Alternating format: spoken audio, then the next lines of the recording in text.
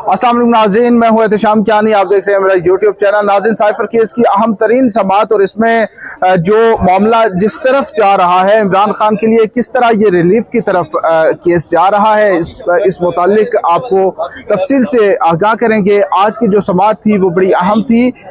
गुज़िश्ता समाअत में अदालत जो बड़ी सज़ा इमरान खान और शाह महमूद कुरैशी को दी गई थी, उस हद तक दोनों जजेस बज़ाहिर मुतमईन नजर आए कि वो केस नहीं बनता था प्रोसिक्यूशन का। अदालत ने वो जो सजा दी वो दुरुस्त नहीं दी।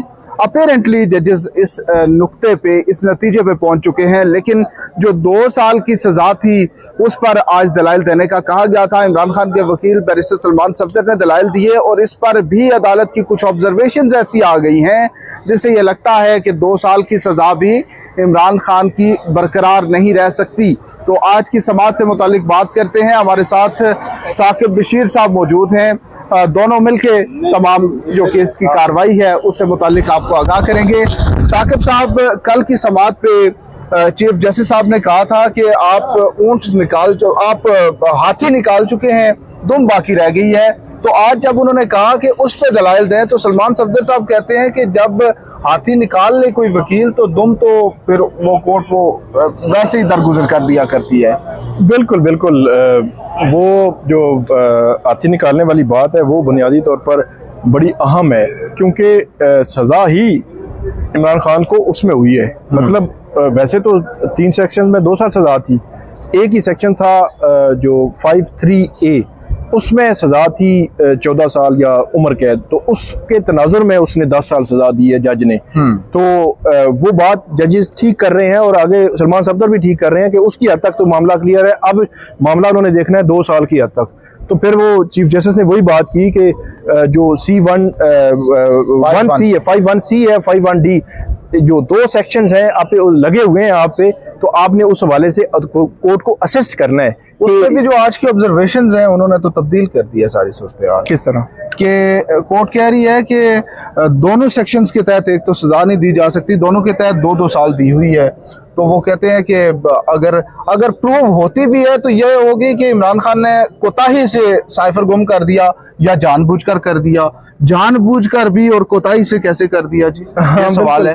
और दूसरा वो कह रहे हैं कि अगर 2 साल भी हो, इनमें से कोई एक प्रूफ भी हो जाए तो वो 2 साल भी ज्यादा है, 2 साल नहीं दी जानी चाहिए क्योंकि वो मैक्सिमम है। लेकिन इसमें आप एक क्रेडिट जो है वो जज अबुल हसनात मोहम्मद जुल्करनैन साहब, जो ऑफिशियल सीक्रेट एक्ट की अदालत के जज हैं और पूरे मुल्क में एक ही जज हैं। मतलब पूरे मुल्क में एक बड़ी हाई प्रोफाइल जो है वो कोर्ट है, खुसूसी अदालत, उसके जज हैं।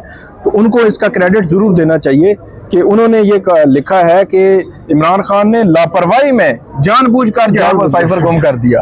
मतलब 1C और 1D, आज चीफ जस्टिस आमिर फारूक और जो बेंच था उन्होंने कहा या तो 1C में होगी या तो लापरवाही में आपने साइफर गुम कर दिया, साइफर का वो कर दिया, लापरवाही में कुछ किया है, तो या 1D में होगी कि आपने जानबूझकर किया है। दोनों नहीं हो सकती। तो उन्होंने फिर पूछा दोनों में हुई है सजा? उन्होंने कहा हाँ दोनों में हुई। उन्होंने कहा दोनों में तो नहीं हो सकती, हैरान भी हुए। तो ये क्रेडिट बहरहाल जज साहब को जाता है कि उन्होंने कहा है कि लापरवाही में जानबूझकर साइफर गुम कर दिया। जी जी, ये एक बड़ा आम मामला जो है वो आज सामने आया है। तो ये अदालत डेफिनेटली अपनी जजमेंट में देखेगी। तो इस किस्म की चीजें जो है वो अल्टीमेटली जो मुल्जिम है उनको फेवर करती हैं और इमरान खान को फेवर कर सकती हैं इस केस में भी। हाँ, जज साहब ने काफी सारे लूपहोल छोड़े। अब एक सवाल और भी है, फिर एक और यहीं पे हम ऐड कर दें कि इसमें एक और जो बात की आमिर फारूक साहब ने, उन्होंने कहा कि मैक्सिमम जो सजा है 2 साल है ये 1D और 1C में। तो मैक्सिमम 2 साल, उन्होंने कहा 2 साल तो पूरी बनती नहीं है, फिर उस हिसाब से नहीं दी जानी चाहिए, नहीं देनी चाहिए ना। मैक्सिमम पनिशमेंट जो है वो बहुत ही एक्सट्रीम होता है कि दी जाती है। वैसे मैं आपको बताऊं कियानी साहब के जो यहाँ रिसेंट पास्ट में खान के केसेस में मैंने देखा ना, बहुत सारे लोगों से मेरी बात हुई, कोई जुडिशियल सर्विस के कुछ लोग थे, कुछ वकला थे, उनसे मैंने पूछा कि मुझे सिर्फ इतना बता दें कि मैक्सिमम पनिशमेंट मतलब कि एक केस में कानून ये कहता है कि एक बंदे को 3 साल की सजा होगी या 14 साल की सजा होगी, तो मैक्सिमम पनिशमेंट किस सूरत में होती है? उन्होंने कहा ऐसा कोई रवाज ही नहीं है, मतलब उमूमी तौर पर ऐसा कोई रवाज नहीं है। मैक्सिमम पनिशमेंट नहीं हुआ करती क्योंकि मैक्सिमम पनिशमेंट के लिए आपको उस लेवल के सबूत और प्रूफ और प्रोसिक्यूशन का केस जो है वो साबित करना होता है। तो लेकिन इमरान खान के केस में तोशा खाना फौजदारी केस 5 अगस्त की मैक्सिमम पनिशमेंट दी गई है, जो थे हुमायूं दिलावर साहब उन्होंने दी थी। फिर इस केस में भी जो इद्दत वाले केस में भी मैक्सिमम पनिशमेंट है, और जो तोशा खाना केस नैब केस में भी मैक्सिमम पनिशमेंट है। साइफर के केस में जज साहब ने थोड़ा सा जो लीनियंट व्यू रखा है, 4 साल कम जो है सजा दी है और 10 साल सजा जो है दे दी है।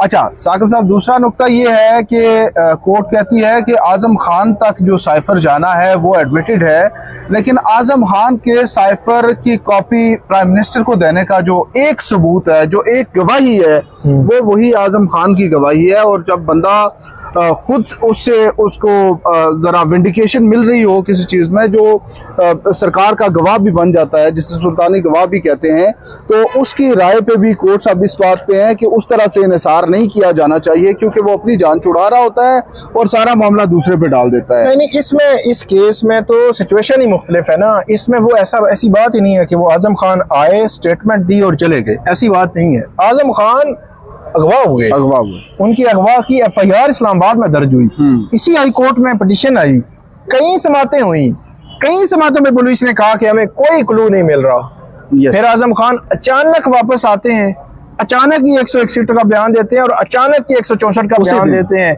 उसी दिन बयान दे देते हैं।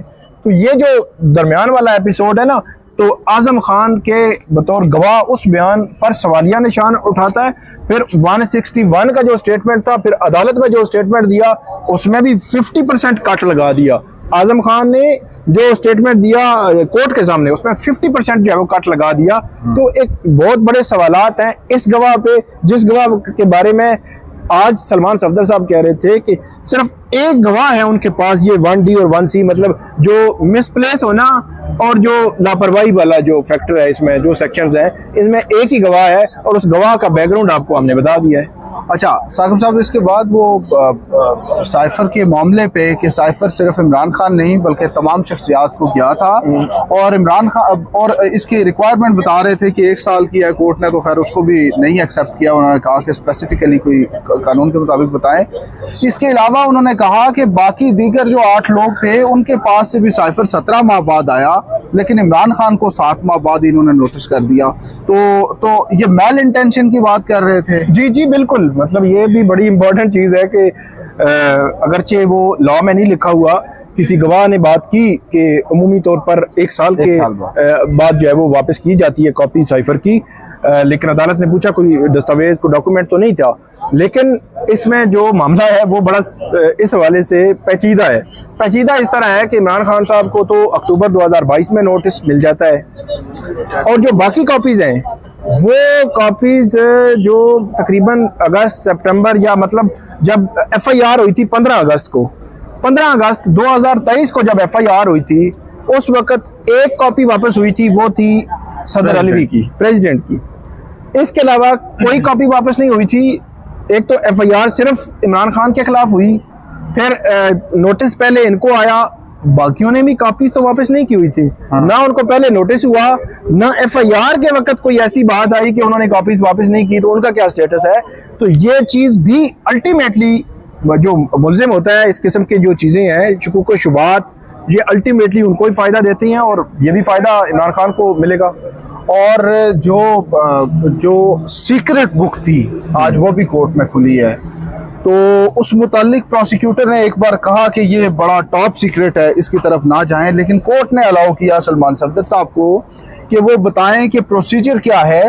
साइफर की कॉपी अगर गुम होती है, उस मुतालिक उन्होंने पढ़ा कि उसका आगे क्या प्रोसीजर होता है। अगर वो गुम हो जाए तो उसके लिए इंक्वायरी होती है या जो भी प्रोसीजर होता है, तो वो एक उन्होंने स्पेसिफिक बुक का नाम भी बताया था, security of classified matters in government department. ये बुक है जिसके हवाले से जो स्पेशल प्रोसिक्यूटर थे उन्होंने कहा कि ये टॉप सीक्रेट बुक है। तो इसके हवाले से वैसे सुप्रीम कोर्ट ने भी कहा था कि टॉप सीक्रेट तो है, लेकिन आपने एक बंदे को जेल में भेजना है, सजा देनी है, कैद रखना है, तो टॉप सीक्रेट बाकियों के लिए होगा ना, अदालत के लिए तो नहीं है ना, अदालत को तो दिखाना है।